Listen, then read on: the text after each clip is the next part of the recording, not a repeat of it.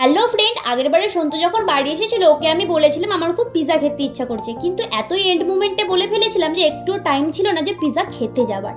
কিন্তু ও আমায় বলেছিল এর পরের বারে যখন বাড়ি আসবো তোর জন্য পিৎজা বানানোর সমস্ত কিছু নিয়ে যে আমি তোকে পিৎজা নিজের হাতে বানিয়ে খাবো।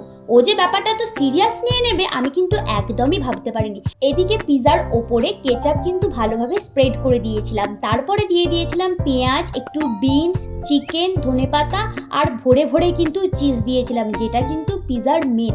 তারপরে এটাকে আমরা বসিয়ে দিয়েছিলাম মাইক্রোওয়েভে 7 মিনিটের জন্য। আমি এতই খাবার জন্য এক্সাইটেড ছিলাম, বারবার যাচ্ছিলাম কখন হবে কখন হবে, আর এত সুন্দর গন্ধ বেরিয়েছিল চিজের, জাস্ট ওয়াও কি বলবো। আমাদের কিন্তু ক্যাপসিকামটা মিস হয়ে গিয়েছিল, তোমরা কিন্তু অবশ্যই ক্যাপসিকাম অ্যাড করবে, ওটা অ্যাড করলে আরও বেশি খেতে সুন্দর হবে। দেখতে পাচ্ছ কত সুন্দর দেখতে হয়েছে আর খেতেও জাস্ট অসম। তো তোমরা জানিও ভিডিওটা কেমন লাগলো। তো বাই।